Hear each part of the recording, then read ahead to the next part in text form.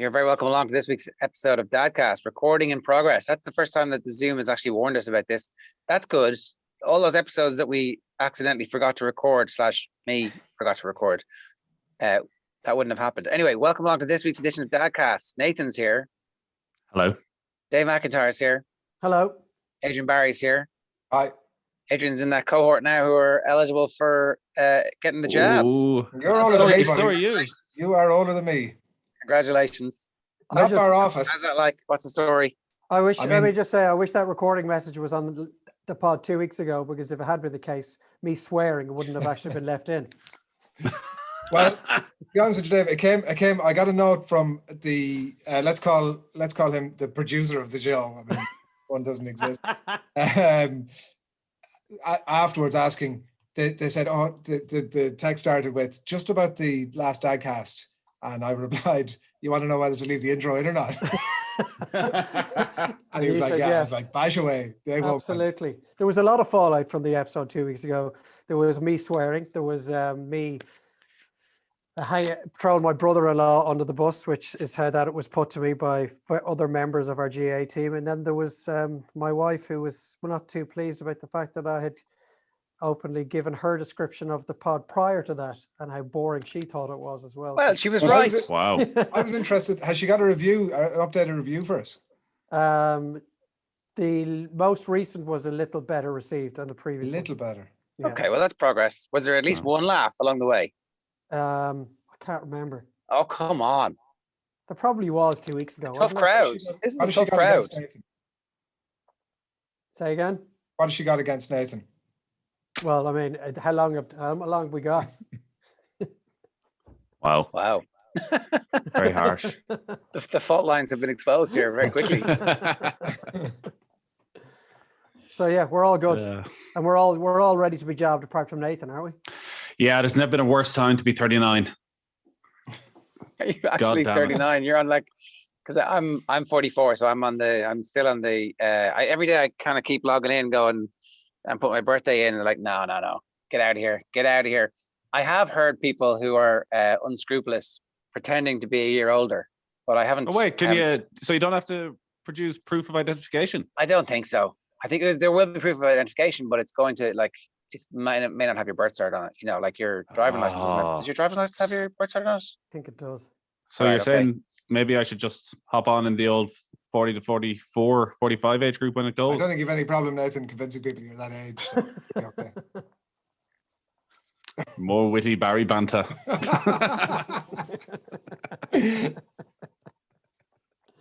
How is everybody's parenting going?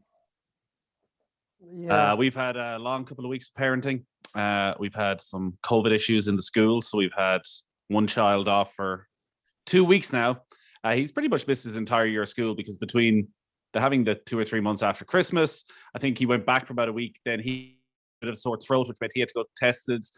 Meant he missed about another 4 or 5 days. His brother had something similar. So yeah, I think he's been in school for about 3 weeks so far. But it was looking like a more serious scenario when initially they decided that the siblings were going to be off as well. And it's the older kid, so he's fine. He's 9. He'll sit down, he'll do his schoolwork. He might read a book. He can occupy himself, where the other lad was literally climbing the walls within 1 day of being off school. But thankfully, he was only off for 2 days and he's back in. And we should know, hopefully, today that everybody is safe and sound and ready to go back to school on Monday. Thank Christ. Yeah. We have a birthday in the house today. I'll just get it all out there, all my parenting out for 1 week right at the start, just to make it more interesting for Dave's wife, eh? We have a birthday. How do you teach your children to be appreciative of all the things they get? So our now 8-year-old is very excitable about his birthday. From January, the countdown is on. Oh, yeah. He talks Yeah. about it a lot. Always has been since he was 2 or 3. His birthday, I think, is more of a highlight even than Christmas for him. He is talking about the party, who's going to be coming, what they're going to do from morning through until night, what presents he's going to get. He woke up this morning. He was told, you're not allowed in before 7 o'clock. At 5 to 7, he comes in. He goes, please, let me in. Please, can I? Goes, wakes everybody else in. He knows exactly what he's getting because he has made it perfectly clear what he's getting. And he starts opening them. He's like, oh. So he asked, FIFA, you've asked for 3? Yeah, fine. What's the problem? Oh, you can download it as well onto the computer. I thought maybe you'd get me a pass to just download it. Like, but this is the same thing as the actual game. There's no difference. Oh yeah. No, thanks for that. He got a goal posts. Jesus. Yeah. No, he did very well. Now, like a goal post is the sort of thing. It's a sort of a present for everybody. I got it. Yeah. Surprised you didn't already have one, but yeah, go on. No, we did. We got the exact same one. I'd say they have a very short shelf life. For anyone who's bought goalposts, I think one bad winter and the goalposts don't survive. And once they're broken, you're screwed. So we had to go back and get new ones. But yeah, he was trying his best to keep the enthusiasm going as he was opening up his presents. But in his head, clearly he thought there was going to be something magical that he hadn't asked for. That maybe there was the element of surprise that's there at Christmas. But he was the same on Christmas Day, where he came downstairs, he walked into the sitting room, and he took sort of one look at his stuff and then started over to his brother's stuff. Going, what you get? What you get here? So I don't know if it's a lack of appreciation or just he's built it up so much in his head. But yeah, I just don't want him to be that spoiled kid who's like, just spent a shitload of money on you here, child. You've got everything you asked for, and probably more because we're in COVID times. They always feel a little bit guilty. We've talked about it before, haven't we? We've talked about the hollowness of Christmas morning and birthdays. The chase is so much better than the kill for these kids. The thought of it, the anticipation, talking about what they want, discussing it with their friends, getting to look at it in like Smith's toy books, and maybe looking for pictures of it online and watching people play with the toys they're asking for on YouTube. All of that is of far more consequence to them than actually receiving the present. And it leaves an awfully empty feeling with the giver of the present on the day. Is there jealousy? So he's your middle child, right? Oh, maybe that's it actually. Middle child syndrome. Well, I don't believe in middle child syndrome. I think that, like, are you a middle child? No, I'm the youngest. So of course I don't believe in middle child syndrome. But I know people who do, certainly, and I've heard of, like, absolutely middle-aged / old people who are in positions of power saying that the middle child syndrome is a real thing. So look, maybe it's real. I don't know. Is anybody here a middle child? No, I'm the youngest. Is there not? Sorry to slightly divert. Is there not? Is it not good etiquette? Like, is what's happening there not just that he knows exactly what's coming? So it's like, oh, I know I was getting this shit anyway. So really, what's missing is the element of surprise, because this is the child who wanted an England jersey. You might remember it was a memorable half hour of radio once upon a time. Some might say it was a clear example of the dilution of off the ball, but I thought it was perfectly fine. We haven't had this conversation. Perfectly fine. We haven't had this conversation. Half an hour of radio. Well, how do you feel being like the sole single representative in the national media about how the brand has gone to shit? I'm delighted. I'm delighted when other people remind me of it on a regular basis when I meet them now as well. Who reminds you? No. Of all bits to make that list, that was the. Sorry. My main annoyance with that was actually, as Adrian said, of all the shit that I come out with, that this was the one that was picked out. That actually, as was pointed out, ended up being a major talking point that people did actually have an interest in. So anyways, this was the child whose birthday it was. He didn't get his England jersey. His mother wasn't allowing it because it's white was her main reason. Well, maybe there's something more deep-rooted there. But she said, I'm not getting him a white jersey. It's going to be wrecked, the usual. So he got a Belgium jersey. So Belgium jersey, again, like this kid has done very well for his birthday. Unbelievable. He got a Belgium jersey. Belgium jersey, goalpost, and FIFA for the Switch. Yeah, now the FIFA, again, was more so the lads had to save up all their money that they get from grandparents and things like that to buy the Switch. Okay. So they paid for everything. So this was our kind of present. But he got a Belgium jersey. So he opens the Belgium jersey. He knows the Belgium jersey's coming. He's spoken about it for weeks. Oh, Belgium jersey, great. I just wasn't sure were you going to get me a Belgium jersey or a Germany jersey. I'm like, you literally fucking said nothing but Belgium for a month. Where have you suddenly decided you want a Germany jersey? Oh my God. But is it not good etiquette to maintain a bit of jeopardy of like, oh yeah, well maybe we will and maybe we won't? I mean, I don't know, that maybe that doesn't last up to the age that your kids are. Yeah, I don't know. Like, he's at that age where he's so wired that I'd say you'd have daily tears if you were suddenly, well, yeah. If you're, you have to be in your best behavior. You can't really do the whole best behavior thing for birthdays the way you can for Christmas. No. Because if you don't get presents on your birthday, you're just a bad parent. There's nothing that I've done is going to have any repercussions. But in what way, our methods are there to try and engender a little more appreciation for what they have? I don't know. In the modern era where they have everything, it does seem like an impossible task. Like, when is the time when you want them to like do voluntary work and witness how bad life is for other people? Like, at what age is that kind of the type of thing that, and that's always fraught with a bit of danger as well. Like, are you just a tourist? Like, are you just using other people's suffering as a means of like finding some gratitude in your own existence? Jared, have you got like an 18-year-old that nobody knows anything about? No, but I'm thinking like, it'd be no harm for them to actually see that, by comparison, what we grew up with in the 80s versus what they have now. I mean, you can't explain it without sounding like, and I brought a lump of turf to school and walked with my bare feet. Like that's what you sound like. But it's definitely this is definitely old man territory. This is like, back in my day, we didn't get things so easy. I mean, you were lucky if you got the sniff of like a half hour off Football Manager on the Commodore 64 for like, it definitely, like, we are in changed times now, as in 20 years time, it'll be different again. But and look, maybe they shouldn't be grateful for that. Maybe all of the work has, like, they need to be grateful about other things. They need to be grateful about your love. How do you make them? I don't know. Be grateful for being loved. It's not great. I don't necessarily need them to be grateful, and particularly in the moment. It's just that I'd like them to appreciate what they have, in that they actually play with it for a few days at least, instead of you like walking into the playroom 2 days later and you just see it discarded in the corner and it's been completely forgotten about that it has arrived in the house at all. I mean, when you give them the present, you might say, oh, what do you say? Oh, thanks, Daddy, I love my present. Whether or not they say that, it's not a problem. But if the fact is that something they demand for ages then just gets discarded because their attention is piqued by something else, is there any way to change that? I think as they get older, buy them less stuff. Yeah, but doesn't that change as they get older? I think, because I would have found now exact same when they were younger, that they're obsessed with something and then they get it and they don't care. Whereas I suppose as they get older, they get less stuff, but maybe more expensive stuff and stuff that they actually like. So they have more input into, like, I know he will get use out of the FIFA game and he will wear the jersey every day and he will play football in the goal every day. So I think eventually they just start getting stuff they actually like. Yeah, that all makes sense. But it's the bit where there's no sense of this. It just magically arrives. Like, I don't know, maybe that's about teaching your kids the value of things and what's important.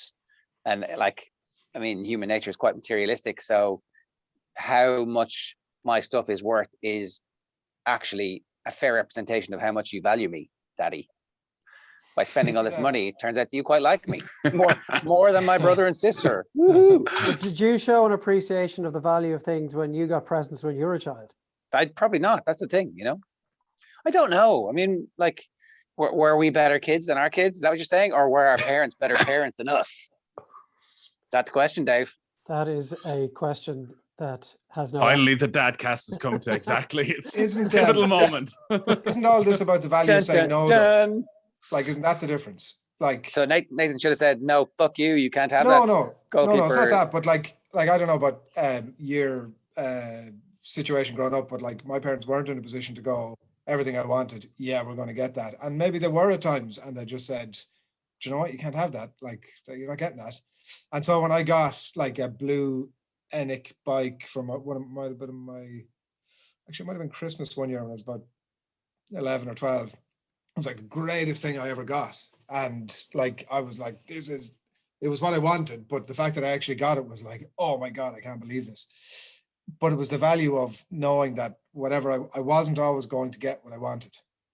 I thought that was like a hugely powerful thing. And it doesn't, like, you're like, it's not like saying to your kid, it's your eighth birthday and you can't have anything you want. But certainly there's going to be a list. Some of that stuff you can have, and I'm going to make a point, regardless whether I can get them or not, of saying to some of this stuff, no. Well, why did you feel at the time there was a chance that you weren't going to get this? What had been said? Yeah, because I wouldn't. It wouldn't always be a case that I would go, here, I want to get a ZX Spectrum or whatever the cutting edge But technology. Santa was bringing it, wasn't he? Santa was bringing the bike. For birthdays, but like, Yeah, I can't remember was it birthday or Christmas. I can't remember whatever it was, but I suppose at that age you're probably aware anyway. But it was definitely in my house a sense of you might ask for something, but not more often than not. 50-50 shot you might get it and you might not. Like there was always definitely a jeopardy of you might not get it, and that was fine. Like it was. Were you aware that you weren't one of the rich kids?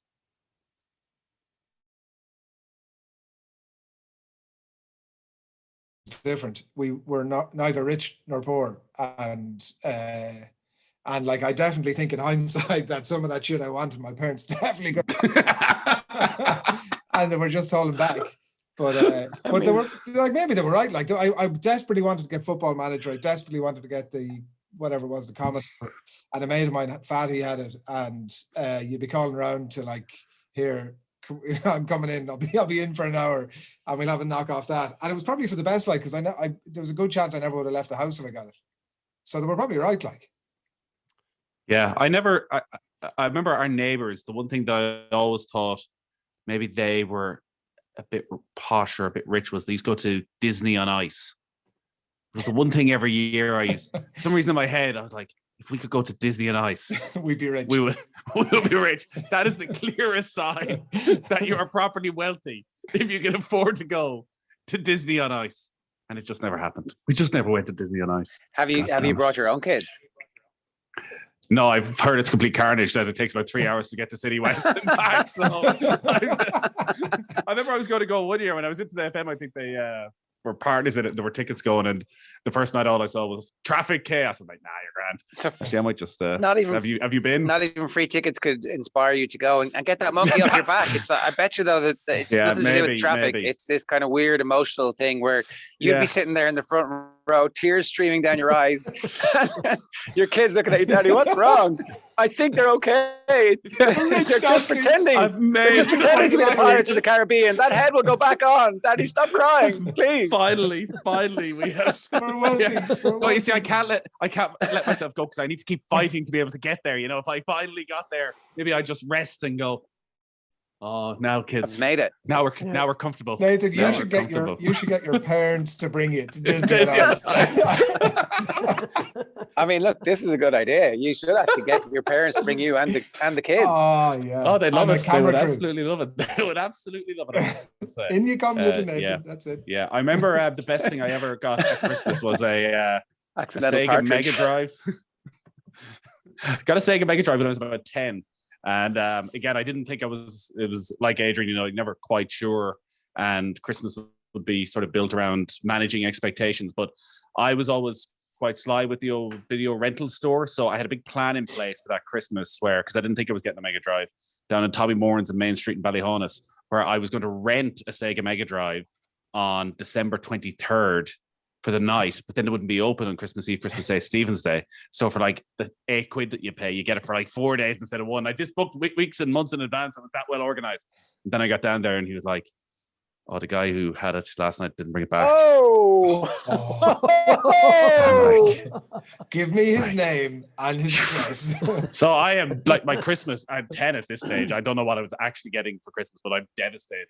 Yeah. Then lo and behold, Christmas Day, about 10 a.m. in the morning, there's a box in the corner.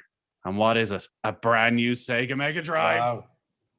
Greatest morning of all time. Do you think your parents were Of course. Oh, no, they knew what I was doing. They'd been down telling Tommy Moran, do not under any circumstances give him this Sega Mega Drive. Of course. Right. That's wise. Class. So how do you build the circumstances whereby any of our children can experience that ecstasy that you felt at that moment, Nathan? I think they do, though. I definitely think that's. I've seen like various ones of them have like super excitement about getting something at Christmas or birthdays where, and maybe it's fake, but it didn't seem fake. Like a bike, for example, the first bike or a new scooter or something that actually they really wanted that you've like Santa has delivered against all expectations. I think I think they do. They have some of it anyway. You have to say no, though. That's the only way to build. Otherwise, like Nathan was saying, you're guaranteed to get the Belgium jersey. It's not going to be a great surprise when you open it. It's like, oh, there's the Belgium jersey. Great. Well, I They think say- I think the bit about working and saving up to save the Switch is like, that's a very important lesson as well. The delayed gratification thing. Who was talking about that recently? Delayed gratification. Anyway, whoever it was, we had it on one of our shows, didn't we? You did. I remember you asking the question. It was a VAR question or something, was it? Something to do with something to do with coaching. Some It really could be important things for kids. VAR or sex. It's like, it could be anything. Jeez. I mean, I don't think that happens anymore, Adrian, does it? That's all that happens.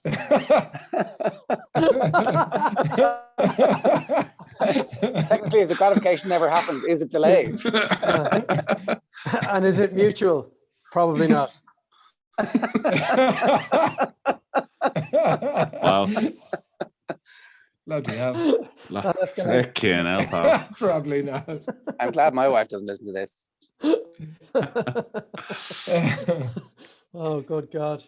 I got lost there. Where are we? We were just, Talking about delayed gratification. I think we were resigning ourselves to the fact that, mate, there's not a lot you can do. You just hope that you say no every so often. And even if it's feigned in the moment, they appear to be appreciating what they've been getting. But now our lads don't get anything really outside of Christmas and birthdays. Yeah.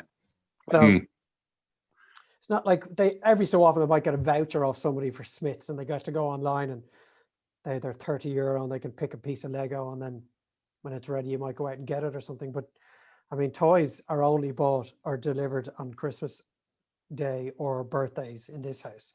But like my 6-year-old, he turned 7 now in August, and he has mentioned once every couple of days for the last month, when's my birthday again? Who's going to be going to the party? Just like your fella Nathan. So yeah, we have all that coming up in the next couple of months, and he knows his mother's birthday is next in the family, so he keeps saying, so once her birthday's out of the way, then it's mine, isn't it? I'm next after that. Oh, it was my wife's birthday last week, so there was definitely moments of tension throughout the birthday when the young lad was spending a lot of time talking about his birthday and what was going to be happening there. And Your wife was having none of that shit. well, like, in fairness, it was Stealing her getting really thunder. annoying at one point. Yeah, no, she wasn't like that, but she was. I could tell. I was like, I was more looking at him, going, "Selfish, like it's your mother's birthday here. You're meant to be celebrating her birthday, where all he's doing is." Here's what I'm going to get on my birthday next week compared to the craft that you got. I was in Smith's yesterday actually with my daughter, and it's funny the things that they probably miss out on because of COVID. So she's obviously never in a shop anymore, really. And I'd say it hasn't been in Smith's or a toy shop in a year and a half. So we were wandering around Smith's. So she doesn't get that you can actually buy the stuff. So there was at no stage did she ever say, I want this. She just walked around going, this is so cool. This is so cool. And like would pick something up and play with it for a couple of minutes and just put it back and go around and pick something else up for a couple of minutes and put it back. As compared to the two lads at that age who were like, I want all the top. It all belongs to us. Yeah, it's all mine. I bring it all home. I was like, oh, this is quite nice. She has no sense of entitlement at all yet. I said, how long that can last, I'm not too sure. How do you give them an insight into those less fortunate, as you mentioned earlier, Jer, without like rooting their innocence, without, pulling the curtain back on the cruelty of this world at too early an age? I think I you do can try talk and about it, say, though. look, there are children that have no toys. Yeah. You walk into your playroom, or when they say, Daddy, I'm bored. Oh, for F's sake, you're bored. Go and look at your playroom. There's 100 toys in there. There are children on this planet that don't know if they're going to get their dinner this evening, and you're complaining about the fact that none of the toys in that room interest you anymore. Oh my God. You could do like we started to do a little bit of here. I look at our kids are so young compared to yours, but like every so often we'll just go in and say, right, what two or three things do you want to give up, and take them out and sort of give them away, whatever. Which definitely, I think Jerry, you started hinting at it there, having the conversations to say, like, because he actually the elder lad 4.5 had started to repeat some of it as well. Started to bring it up on his own. Now he hasn't a clue what he's talking about, and he has no concept, notions of it at all. But it's becoming normal conversation for him that there are people far less fortunate or whatever. So I think that's a good idea to have to talk to them. There was a guy, and Dylan only said it to me, my 6-year-old only said it a couple of days ago. We were walking down the street from school, and there would be a man, an elderly man, that would be begging on the street that you would see very regularly in that exact spot most days, and he wasn't there, and he noticed it straight away. Immediately he said, "Where is the man that's usually there asking for money?" And I said, "I don't know. Maybe he's just not there today, or maybe he's found somewhere to be." Or he said, "Wouldn't it be amazing if he found somewhere to stay and he didn't have to ask for money anymore?" So maybe the message is getting through in some way that there are people who don't have a roof over their head, or don't have enough food, or don't have any toys, or don't have enough clothes. So I'm not sure what we said in the recent months that made him think that way, but maybe it's a sign that he's not completely oblivious to it all. I think they can't be oblivious to it all. Like, it probably over the last 18 months or last 12 months, however this shite has been going on, it's been easier to be oblivious to it. But if you were in town ever before that, like, the homelessness crisis is just so grim that the kids are completely aware of it. They see it every day when you go into town. Like, it's impossible for them not to see it. And so you have to talk to them about it. Like, you have to explain as much as you can in as simple and understandable a way as possible. But, like, you know, the questions get complicated about that and about everything else that's going on. Like, I don't know how we ended up. I had to explain estrogen and testosterone to my 6-year-old yesterday. I was like, where the fuck did this conversation come from? And I don't really know what hormones are. What exactly do they do? Are they, what form are they? Okay, so I know they're chemically, but do you guys know what? How does it come? Listen, don't be trying to put us on the spot just because you couldn't answer the question. Well, I couldn't. Like, what is testosterone? It's a hormone, isn't it? Yeah. So what's a hormone is what you're asking. How does it get produced, and when it's produced, what does it look like? As if we know the answer to that question. Come Well, on. you can inject testosterone, can't you? You can, but the stuff that you have as a boy is not. I mean, that's chemically manufactured. That's artificial. They didn't take that from another human being. You're not injecting them like stem cells. So anybody, Bueller, anybody? No. No. That's like The same-sex relationships came up as a topic of conversation the other day. Can a woman marry a woman? Can a man marry a man? Can a man kiss a man? Can a woman hold a woman's hand? All like quick fire, rapid fire series of questions at me. And the answer to which all of them was obviously yes is the answer. Then, like, wide-eyed, open jaws, just, really? A man can marry a man? Well, yeah, it happens. In most countries now, it's perfectly legal. Everybody gets to make their own choices in the same way. If I was amazed that I was being asked this question this early in the proceedings of their development. At least it's straightforward, Dave. At least you know the answer, not like yeah, what does a hormone look like? Yes. Yeah, but I was kind of glad as well that that it was something that he must have seen or noticed. Maybe he saw 2 women walking on the street hand in hand, or 2 men, and piqued his interest and just thought, that's odd. I'd better ask him about it. I wonder, are there children of his age that would ask that question and their father or mother just bat it away because they're horrified or fearful, or you'd hope not anymore, wouldn't you? You would really, God, you would. But I doubt that's the case. Aside, like, surely unless you're some complete right-wing lunatic, you're going to give them a perfectly honest answer. I would suspect that you don't necessarily have to be a right-wing lunatic to have an inappropriate answer to that question. Like, how many right-wing lunatics are out there? Lots. Have you been on Twitter recently? You don't need to be a right-wing right-wing lunatic. A right-wing the worst kind. A right-wing lunatic to be a homophobe. Like, yeah, that's my point exactly. Yeah, and there's plenty of them out there. And like, maybe the point you're getting at, Dave, there's probably a lot of quiet homophobes out there who, you know, overtly can be all like, and then maybe when the kid asks, they're like, yeah, you don't want to be. I don't know. it does feel as if we're in a very enlightened place, but like maybe that's just a bubble that us left-wing social justice warriors inhabit, and you're able to have an open conversation with your kid where you say the options are open to you, whatever it is you want to do, professionally or personally with your life. Good luck to you. That was another question that was asked. Can I do whatever I want? And I said, yeah, it's up to you. You just find something you're passionate about. Could I be a professional criminal? Interesting. That was White collar. That was the Yeah. first Just thing. study law and accountancy, and yes, you can. Or medicine. Or banking. That's another one. Yeah. You can follow your dad. Following your dad's footsteps. Yeah, and your granddad's footsteps into the banking industry, and you're bound to break some laws at some stage.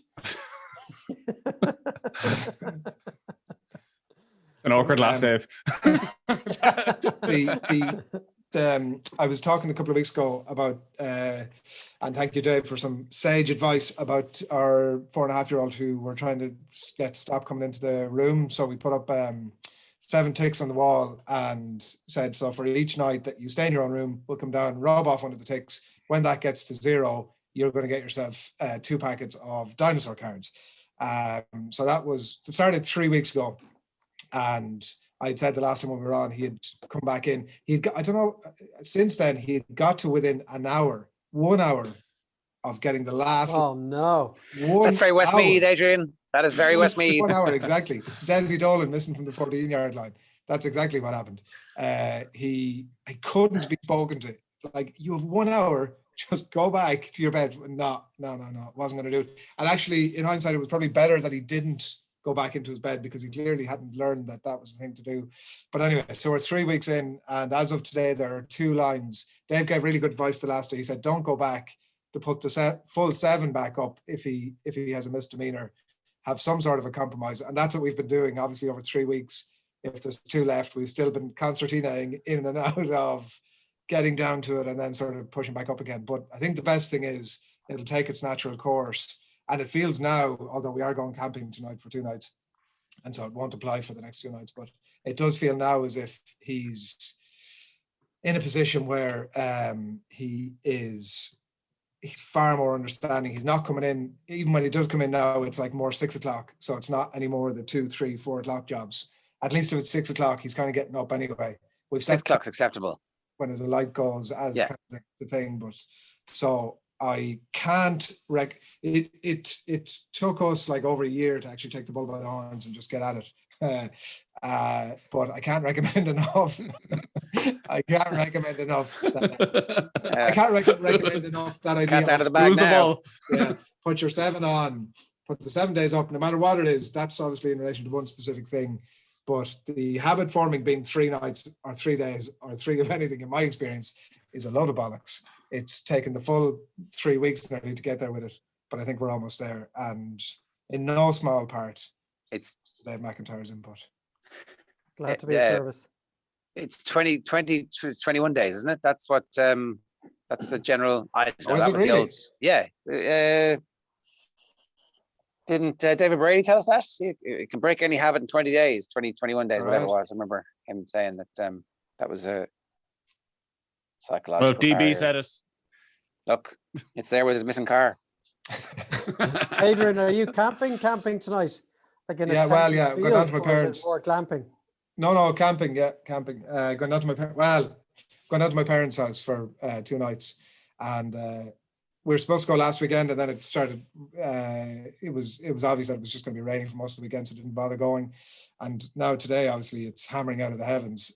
Despite having said that it was going to be nice for today and mostly for the weekend, so we were kind of giving it last night, sort of will we, won't we? And anyway, that was all out the window when my wife was bringing him to school this morning. He met one of his mates in full chat about the camping weekend. The friend knew all about it, got into the school. The teacher knew all about it. So he's obviously been absolutely crowing about this left, right and centre. And as my wife put it, come rail or hail at this stage, rail or hail. Jesus, you're having a bad day.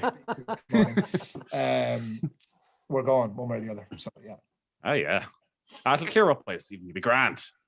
Yeah, I know. I'm really looking forward to it. There, a couple of gin and tonics, you'll be laughing. Big time, yeah. Having a barbecue. Get the premix. The premix, that's what you want. So you're at the parents' house, you can just wander in. Oh yeah, like and also like in my book, I think I can go and get hammered and just fall into the tent. It's totally legit. I don't have to drive anywhere. I might have to get up the next morning. That's fair enough. But yeah, that's the plan. Well, the very best of luck. Thank you, Dave. This camping in the garden, these stories are they generally finish with everybody moving in at about 3 o'clock in the morning, don't they? That's what happens. Oh, last year, yeah, we did. So we go camping quite a bit, but the lads are in Scouts, or one of them, and so they might have a summer camping trip and couldn't do it last year, so they told them all to camp out the back garden. So yeah, at about 1 a.m. I was like, I think I'm done. I'll go into bed. Left the 2 lads there, and somehow when I got up the next morning, they hadn't noticed I'd gone. Wow. Don't know how it happened. Would they not have been terrified at going to bed with you and then waking Yeah, up and you in the middle of the night and disappearing. you're not there? They're only at the back. Oh, Jesus, that's way harsh. No, they're fine. It's Have grand. I- Though this year they were talking about that, depending on the rules, where they are at that time, that they may go to where they normally go camping, but that the parents may camp with them, because so 2 years ago they all just went up by themselves and they go into a big tent and they all camp. And I was like, no, I'm with Adrian in this. Camping is grand, but it gets dark early. You need a couple of gin and tonics and you need a couple of drinks on you to be able to fall asleep. Whereas if suddenly, I can't imagine that the Scouts having a couple of gin and tonics. Of course they will. The parents will. No, I can't imagine it. I can't. Like be A hell. little hip flask, no? little hip flask. Yeah. Or an edible. We had to remove your son due to his father being a raging alcoholic and had several hip flasks. One with gin, one with whiskey. he was trying to sell them. yeah. The kids were acting as couriers between the parents. And then he fell asleep and he had a nightmare and he was roaring something about Disney on Ice in his sleep.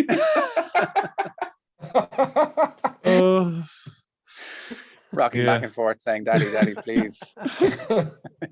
Let us be rich. And what do you think will be the signifier to your kids that you are rich, Nathan?